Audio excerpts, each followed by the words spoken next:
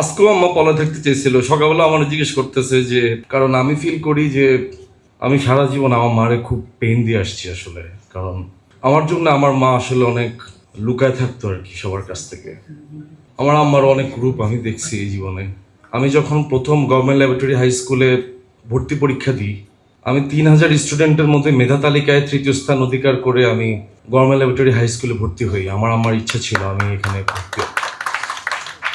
সেদিন আমি আম্মার আনন্দের রূপ দেখছিলাম।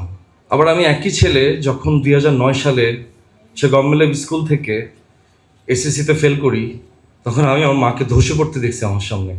আমার আম্মা তখন ব্রেন স্ট্রোক করছিলেন আমার এই নিউজটা শুনে, এবং প্রায় 5 বছর আম্মা প্যারালাইজ ছিলেন। আমার বাম হাত, বাম পা এবং আমার জিহ্বা প্যারালাইজ ছিল।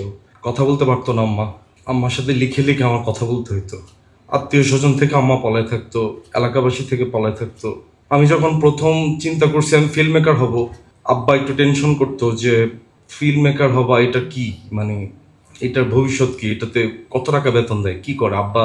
আমার বাবা ইঞ্জিনিয়ার ছিল, আমার বাবা এইসব নিয়ে খুব শঙ্কায় থাকতো। তো আমি ফিল্ম মেকার হব বলে যখন বাসা ছেড়ে দিই, আমি যখন ছবি আলে ঢুকি, তখন আমি আমার বাসায় তখন প্রত্যেক শুক্রবার পলায় পলায় আসতাম। আম্মা তখন বাসা থেকে বের হয়ে আমার 200 টাকা দিত।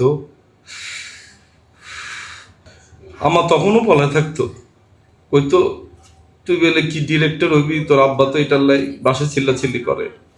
আম্মার বলতাম আম্মা টেনশন নিয়েন না, ভালো কিছু করবো ইনশাল্লাহ। আজকেও আম্মা পলায় থাকতে চেয়েছিল। সকালবেলা আমার জিজ্ঞেস করতেছে যে এত ক্যামেরা এখানে, কি আমি কি বলবো, আমার কি ইংলিশে কথা বলতে হইব, মানে আম্মা খুব টেনশন করতেছে সকাল থেকে। আমার যে মা মাধ্যমিকের গণ্ডিও পার হইতে পারে নাই, সে মা শুধুমাত্র আমাদের 2 ভাই বোনকে না, আমার 4 মামা, আমার ছোট খালা প্রত্যেককে আমার মা প্রতিষ্ঠিত করছেন আমাদের বাসায় রেখে। তো আজকে আমার মা এরকম সবার সামনে আসছেন, আজকে আম্মা লুকে থাকেন নাই, এটা ভেবে খুব ভালো লাগতেছে।